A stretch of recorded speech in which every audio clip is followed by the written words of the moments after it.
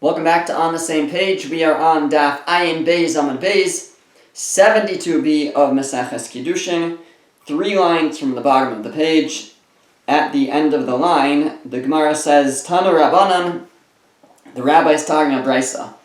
Ger nosei mamzeres. A ger, a convert, is allowed to marry a mamzeres. Divrei Rabbi Yossi, that is the opinion of Rabbi Yossi. Rabbi Yossi holds a convert is permitted to marry a mamzeres. We should note that the child would still be a mamzer. Actually, there's some, it seems that that was Rashi's girsa. If you look at Rashi actually has in the Gemara text, ger nosei mamzeres, a convert can marry a mamzeres, and the Vlad, the child, though, is still a mamzer. That's the opinion of Rabbi Yossi. We had this opinion mentioned back on Samach Zayin Amar Aleph 67a of our Masechta, and there it's actually mentioned that the Vlad goes achar hapagum, it goes by the one with the diminished status, meaning the mamzeres, and the child is a mamzer. Rabbi Yehuda Omer ger lo yisam mamzeres. Rabbi Yehuda says a ger convert is not allowed to marry a mamzeres. And that is a machlokas the Gemara will get into in a moment. The general prohibition of marrying a mamzer or a mamzeres is learned from the pasuk that says Lo yavo mamzer bikal Hashem, that a mamzer shall not enter the congregation of God. And the question is, when somebody converts, are they considered part of kahal, part of the congregation to the fullest extent? That is what is being debated over here. And according to Rabbi Yossi, a convert is not considered kahal, is not, although they are full-fledged Jews, they don't have the status of kahal, and therefore they're permitted to marry a mamzeres. And according to Rabbi Yehuda, they are full-fledged kahal, they are part of the congregation, whatever that entails. Whatever that the permutations there are, this being one of them. The Gemara continues, and then it says, Echad ger, echad eved meshuchar b'chalal, mutarim b'kahenes. Whether it's a ger, a convert, whether it's a meshuchar, it's a slave who's been freed, or whether it's a chalal, a kohen, or the offspring of a kohen was involved in a prohibited marriage, the child is a chalal, can't serve as a kohen, still they are mutarim b'kahenes, they're allowed to marry the daughter of a kohen. So even though a male kohen cannot marry a convert or a freed slave who's also a convert, a freed maidservant, or a chalala, the daughter of a kohen who's in a prohibited marriage, but that's only for a male kohen, the prohibition, but the other way it doesn't go. A female kohen, a bas kohen, the daughter of a kohen, is allowed to marry a convert or a freed slave or a chalal. Okay, now the Gemara asks, my taima de Rabbi Yossi. What is the reason of Rabbi Yossi? Why does Rabbi Yossi say that a convert is allowed to marry a mamzeres? So he explains, because chamisha kahali ksivi. It says the word kahal 5 times in the context of different prohibitions, and it could have just said it once and included everything. So Rashi tells us where it says it. So it says it 5 times with regards to lineage issues. So one is Lo yavo mamzer b'kal Hashem. Like we said, a mamzer cannot marry into the kahal of Hashem, the congregation of Hashem. Then it says, in the same pasuk, it says Lo yavo lo b'kal Hashem. Again, he shall not come into the kahal. Again, the same verse. Another time it says kahal. It says Lo yavo amoni or moavi b'kal Hashem. That an Ammoni or Moabi can't enter the kahal of Hashem. And then in that same pasuk it says Lo yavo lahem b'kal. Again, it repeats it a 4th time, and it says with regards to a Egyptian or Edomite convert, it says Dor Shalishi Yavo Lahem Nikal. The 3rd generation can enter the congregation, and that's the fifth time that it's mentioned with regards to, in the context of Yuchsing, of lineage. So we have 5 times now. The Torah could have just combined all that into one pasuk. It could have said, Lo yavo mamzer, v'amoniyim avi b'kal, that a mamzer and ammonium, we can't enter the kahal, even the 10th generation shouldn't enter it. Didn't have to repeat the word kahal, but just like entered it. And it could have said that by Mitri and Adomi, by the Mitri and the Edomite, the Egyptian and Edomite could have just said they can enter Bachem amongst you. It doesn't have to say the word kahal. So we have 5 sort of extra mentions, or 4 extra, but 5 altogether, 5 mentions of the word kahal. What are all of these coming to teach me? So that's where Rabbi Yossi comes and says, top of the next page, Chad la Kohanim. One is to say that they're not allowed to marry Kohanim. I mean, if it had just said one time that they may not enter the kahal, I would have said, which kahal? The most lofty and special, that's the Kohanim. They can't marry a Kohen. But anybody else they could. But then it said the word kahal again, Chad l'Leviim. Tells me they can't even marry a Levi. The Chad l'Yisrael. And then it says the third time, that's telling me they can't marry a Yisrael. The Chad, now that basically covers the gamut. So what's the fourth one for? The Chad l'Mishri mamzer b'shtuki. One is to permit a mamzer to marry a shtuki. A shtuki, we learned in the Mishnah, is someone who we don't know who the father is. We know who the mother is, we don't know who the father is. The father could be anyone, it could be this child is a mamzer. Basically, a shtuki is, to some degree, a suffix mamzer. We'll see what we mean to some degree soon, but a suffix mamzer, and what it's teaching me is that a suffix, and really what's being expressed here is that the word kal teaches me that a mamzer is allowed to marry someone who we're not sure if they're part of kahal. Meaning the fourth time it says kahal is to say kahal vadai v'lo kahal suffix. Only if we know for sure someone's part of the kahal, the mamzer can't marry them. But if there's a doubt about it, then the mamzer could. The chad, and the last one is l'mishri shtuki b'Yisrael, is to allow a shtuki to marry a Yisrael, where we say the fifth time it says the word kahal is to tell me that what kind of mamzer can't marry into the kahal? Only a mamzer vadai. If we know the mamzer is for sure a mamzer, but if we're not sure if the mamzer is a mamzer, so then he's allowed to marry into the kahal. And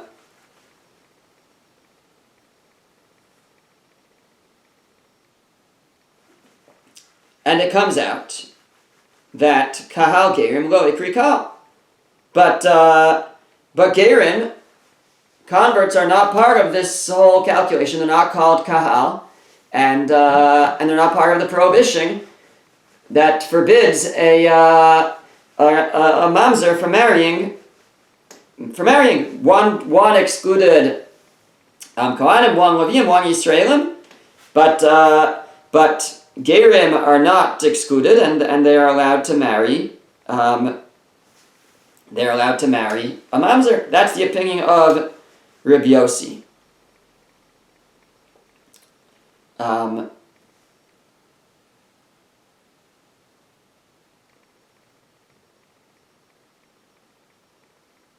Fine. Rabbi Yehuda, what's Rabbi Yehuda's response? Rabbi Yehuda says that a ger, a convert, cannot marry a mamzeres. So he says, Kohanim v'Leviim echad kal nafki.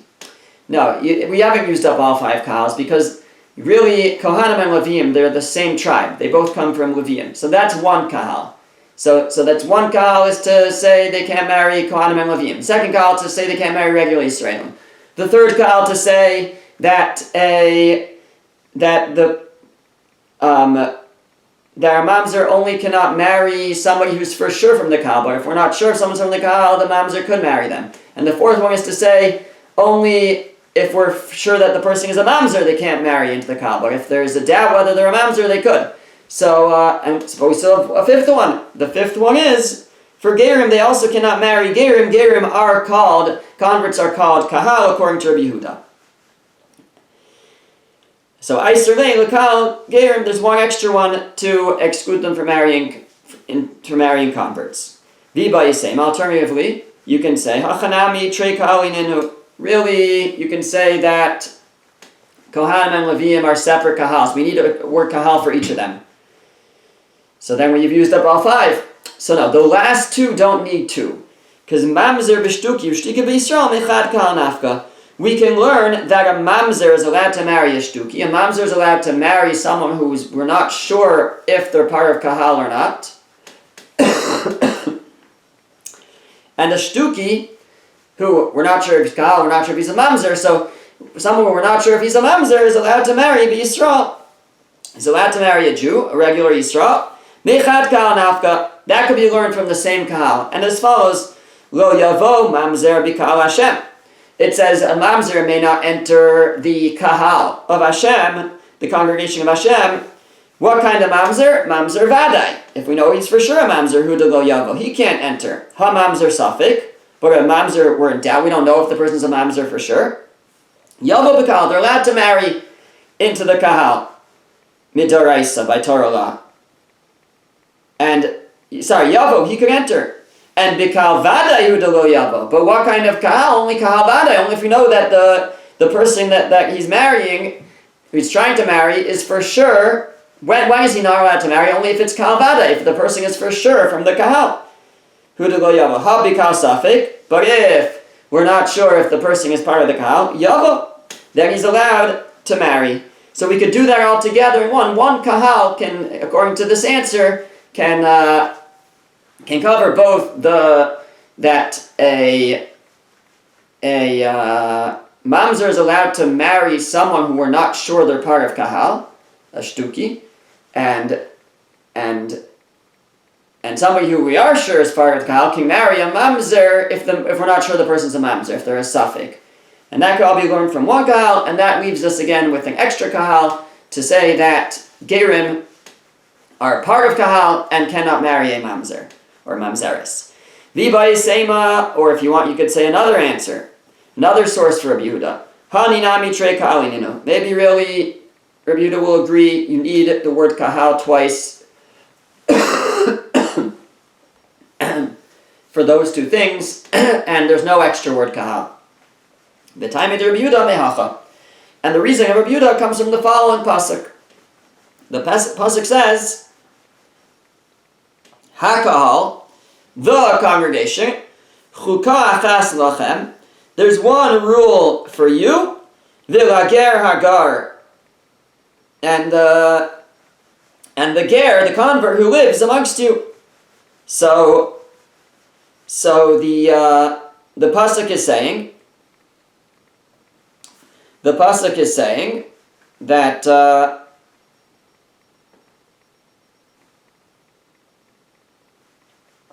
why does it have to say the word hakahal at the beginning of this verse?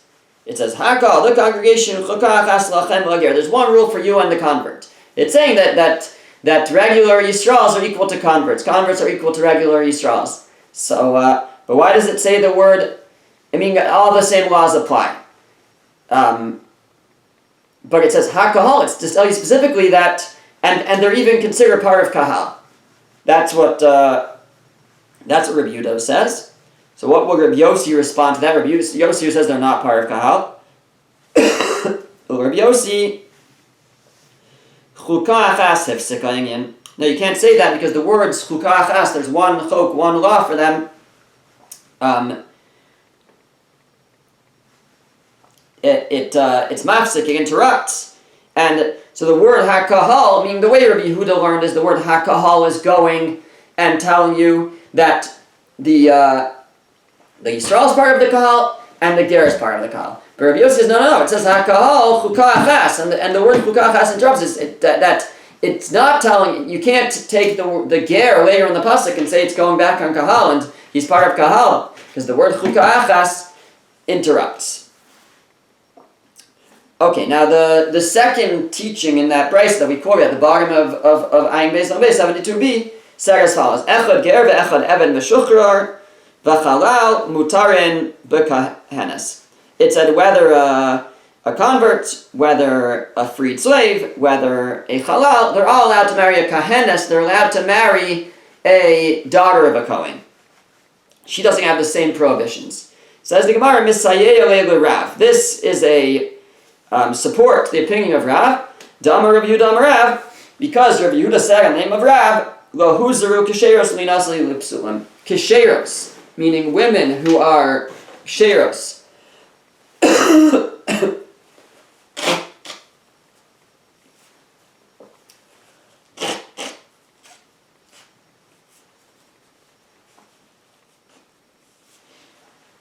Excuse me. Meaning the daughters of Kohanim. They are not prohibited from marrying psulim, from marrying those of diminished status that can't marry a regular Kohen, that can't marry a male Kohen, meaning a male Kohen can't marry a convert, a female convert, a freed maidservant, or a chalala, but a Kohenes, the daughter of a Kohen, is allowed to marry all of those. That is what Rav said. And this brisa supports him. Okay. Darash Reb Zera b'Mechuzah. Reb Zera taught publicly in Mechuzah, Ger mutter b'mamzeres.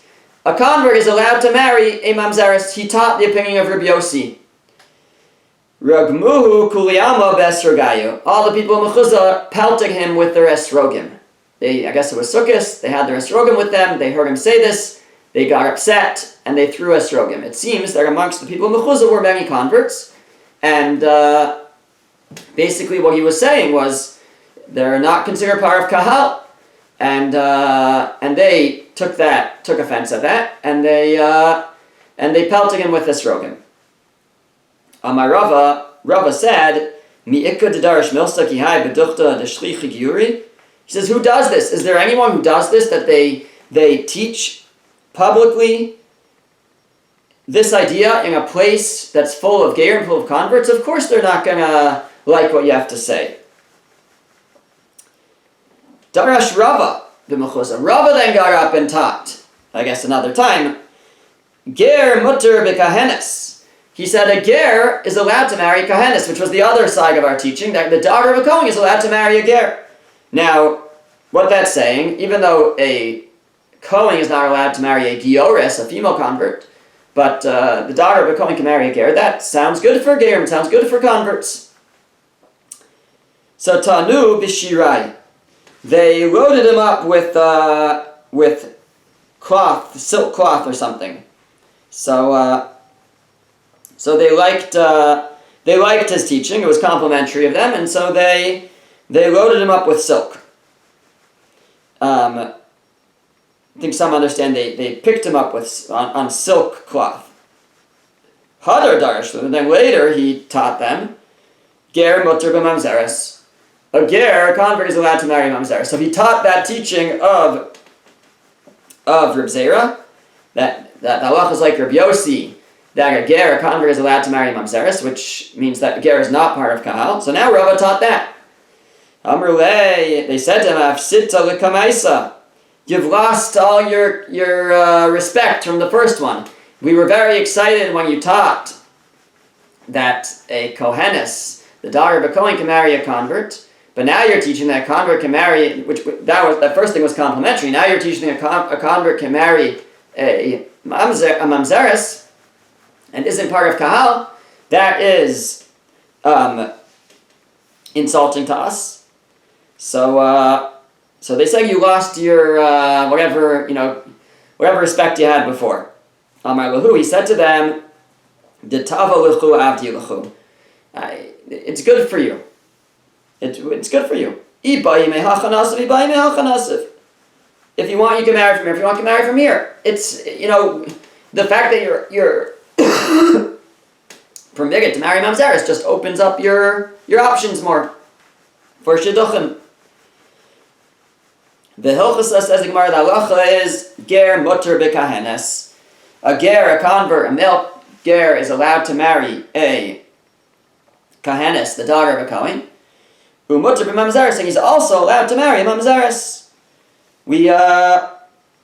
And the Gemara elaborates, Mutter b'kahenes, he's allowed to marry a kahenes, he's allowed to marry the daughter of a Kohen, lo huzru ksheros linasli l'psulim, because ksheros, the daughters of Kohanim were never prohibited to marry psulim, those of diminished status. Mutter b'mamzeres, Rabbi Yossi. And a ger, a convert, is also allowed to marry a mamzeres, because we pass like Rabbi Yossi. And so for this point, a ger, a convert, we rule is not considered kahal, in that they're allowed to marry a mamzeres. Of course, a convert is a full-fledged member of the Jewish people, but there's certain limited halachos where there are slight differences. One is that they are allowed to marry a mamzeres. Again, though, like I said earlier, the child would still be a mamzer, so it's not necessarily the best idea for a shidduch. Okay, the Gemara now returns to the Mishnah from the very beginning of the parak and discusses the last two types of lineage that we had in the Mishnah, and those were shtuki and asufi. So the Mishnah had said, what's a shtuki? A shtuki is someone who we know the mother, but we don't know who the father is, and if you try to ask the mother who the father is, she says, shtok. She quiets you down, she doesn't want it public who the father is. So it's a little suspicious. Maybe it's someone who will just, maybe it's a mamzer, right? Maybe it's someone who will disqualify this child, will make this child a mamzer. So the Gemara says, Amar Rava. Rava said, Divar Torah, shtuki kosher.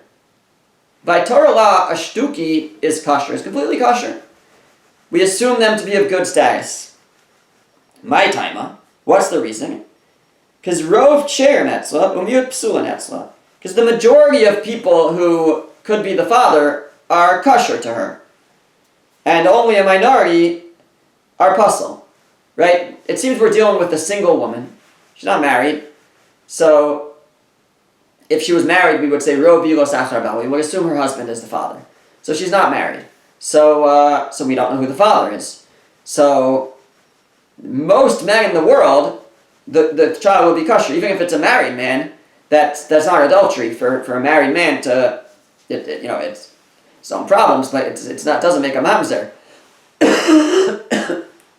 If a married man would have, it's not niyuf, it's not the Torah prohibition of adultery for a married man to have relations with this single woman. So it's prohibited for other reasons. But the child would not be a mamzer. So most men in the world would not render her child a mamzer. Who would render her child a mamzer if the father happens to be a mamzer? There's other potential psulim that could exist, but the majority of men would not render this child to have any diminished status. So we have a majority here. And with minority of psulin, there's a minority of people who would render the child pasul of diminished status. A relative of hers, right? Rashi adds also would make the child a mamzer if she had relations with a close relative. Now it gets into a little bit of the laws of majority and minority. So we have a general idea that we go after the majority, but that's based on the following condition, that we have a concept of kol de parish meruba parish. When something separates from a mixture, so then we assume that it came from the majority. But if something is kavua, is established in its original place, and has not left the mixture, so then we have a concept that it's kemech, it's like half. We don't say we go by the majority, we assume it's 50-50. Even if there's a majority, but the minority in its original place has the status like half. That's just how it works. So so the Gemara says we have a majority who are ksherim, majority are kosher. We have a minority psulin. It might be the father's a mamzer or a relative, but that's a minority of the men out in the world. So v'azli inu legabo, if the man came to her to produce the child, kol de parish biru parish. So then we have our rule, like I just mentioned, when something leaves the mixture, we say whatever separates came from the majority. So we would assume that the fathers from the majority, which are ksherim, which are kosher. My amart. Now what will you say? Dilma azla ihi legabayu. Maybe she went to the guy. In which case, havale kavua. That means he's set. He's in his place. V'kol kavua kamefta mefta dami. And we have a rule that then it's like 50-50. We don't go by the majority. The minority gets inflated to be like half. Well, that Torah amra lo yavo mamzer. But still, the Torah says a mamzer may not enter the congregation. Mamzer vada yuda lo yavo. Only a certain mamzer. Ha mamzer safek yavo. But somebody who's an uncertain mamzer, we're uncertain if he's a mamzer, he may enter. And vada yuda lo yavo. Sorry, because vada yuda lo yavo. And you can't marry into a mamzer can't marry someone who's for sure from the kahal. Ha because safek yavo. But if we're not sure, so then the mamzer could marry him. So the shtuki, even if he's 50-50, but that would just mean so we would consider the possibility that his father is a mamzer or a relative. So it's 50, even if we look at it like 50-50 chance he's a mamzer, even a mamzer suffix is permitted to marry a regular Jew. So says Rava, really, a shtuki is fine. Midoraisa by Torah. Umatam amru shtuki pasal. So what's the reason why the chachamim, why did the rabbi say that we treat a shtuki like a pasal, like a mamzer? Gezerah shema yisa chosam yaviv. Because we're afraid he might come to marry his sister from his father. Because we don't know who the father is. So therefore, if we were opening up his marriage options, he might end up marrying his sister, who he's prohibited to, because we don't know who his sister is. We don't know. Any woman could be his sister, because any man might be his father. So elamayata. So if that's the case, shtukis lo yisa. So he shouldn't even be allowed to marry a shtukis. The halacha is that a shtuki is allowed to marry certain people. He's allowed to marry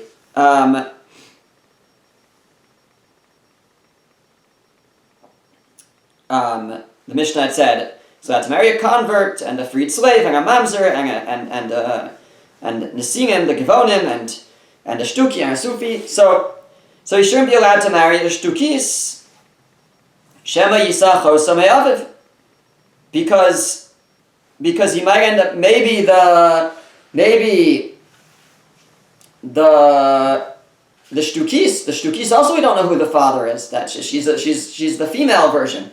So it's her mother won't tell us who the father is. So maybe so why are we allowing a shtuki to marry a shtukis? Maybe they have the same father and they're really brother and sister.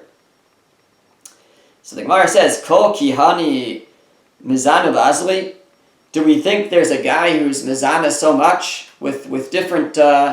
Obviously, the mother is different. So with different women and leaving children around, that we wouldn't go so far to assume that there's this man running around and producing children with different women.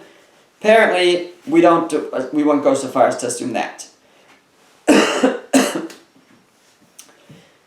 Okay, so we won't suspect somebody of that much. But bashtukis lo yisa, shema yisa chosam yaviv. But why do we allow him to marry the daughter of a shtukis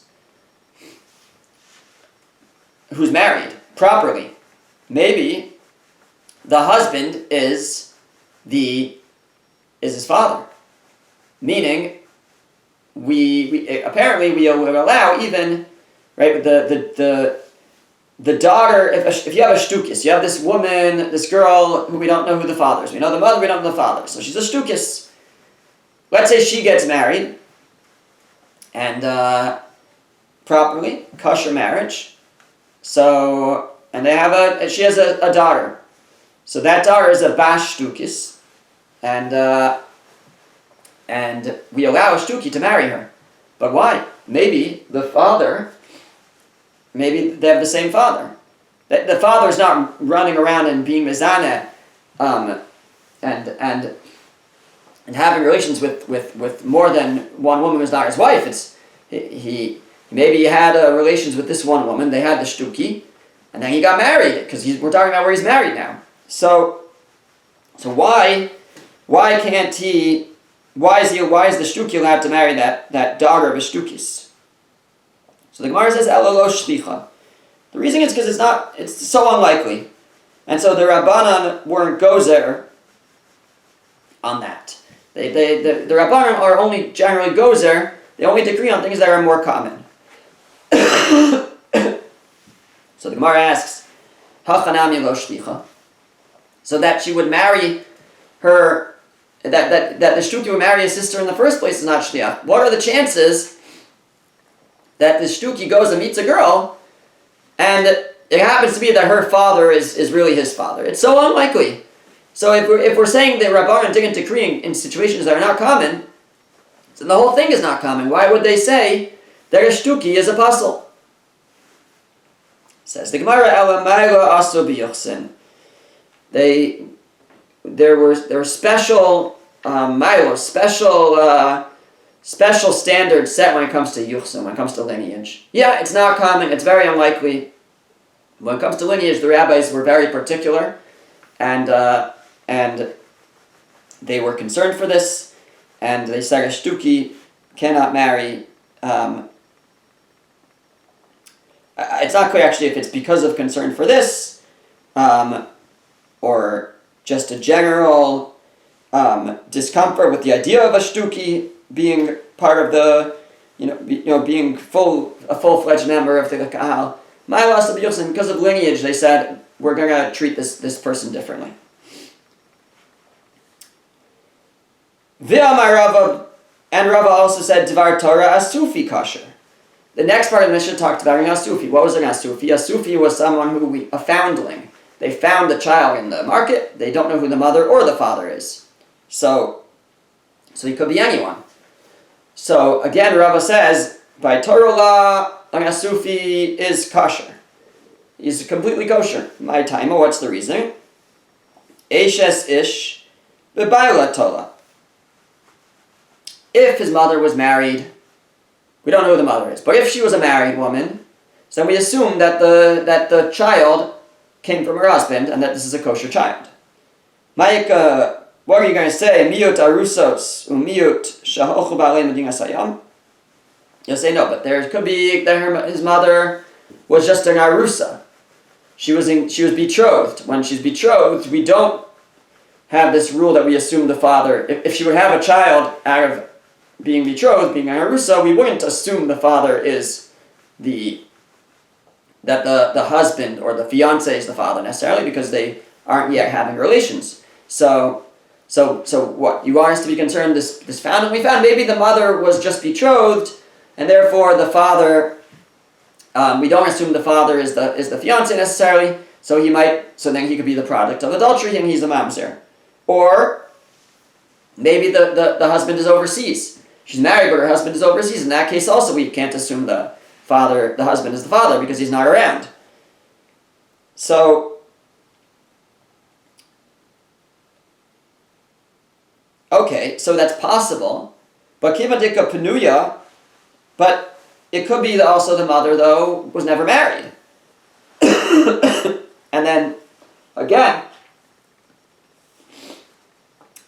it's very, if the mother was never married, like we said before, to make this child a psul, a mamzer, is pretty difficult. It has to be that the penuya, the unmarried woman, had relations with either a mamzer or a relative. So, why would we assume that this child is puzzle? It's very unlikely. Vikanami de machmas rabon hava. Could also be, why are we finding a child in the shuk, in the market? Because the parents were starving and they couldn't afford to feed the child.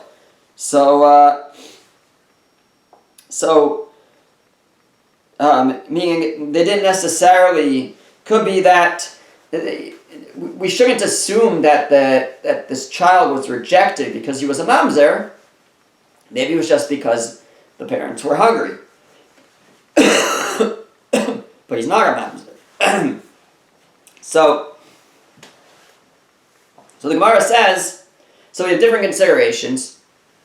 Could be it's a mamzer, and that's why he was left for he was abandoned, and it could be that he's not. Hava palga, so it's at best 50-50. But the Torah says, well, yavo mamzer b'kal Hashem. That a mamzer may not enter the congregation, but mamzer vada yudelo yavo. Only a certain mamzer, definite mamzer, can't enter. Ha mamzer safek yavo. But if it's a doubt, then he could enter. And b'kal vada yudelo yavo. He's only not allowed to marry if the woman is certainly from the kahal. Ha b'kal safek yavo. But if there's a doubt, if the wife is from the kahal, he is also allowed to marry.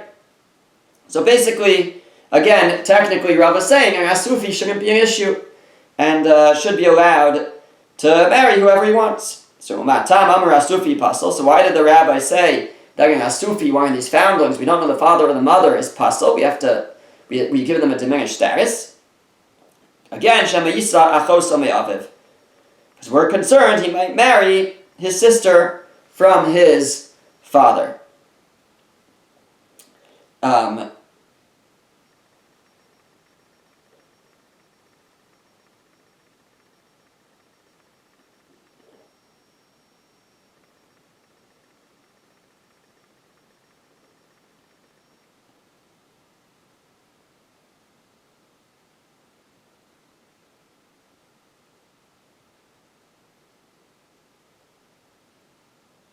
Okay, so maybe he'll end up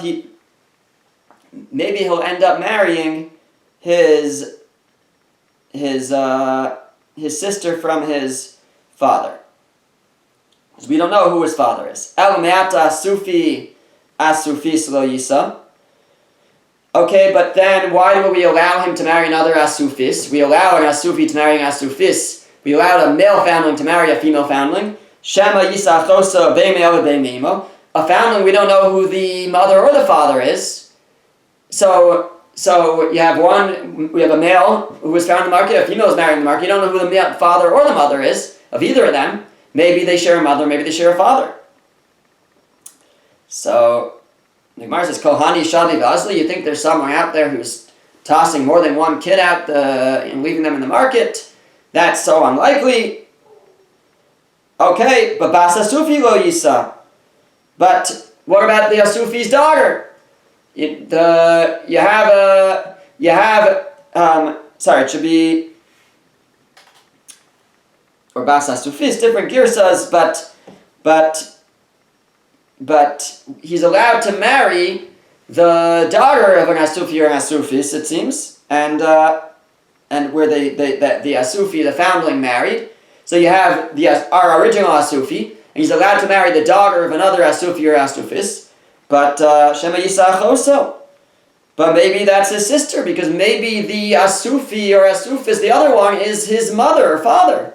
And this daughter is actually a sister. How can he marry her? So again, the Gemara says it's so unlikely, we're not concerned about that.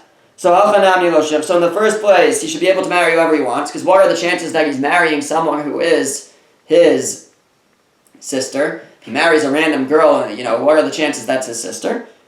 So once again, the Gemara says,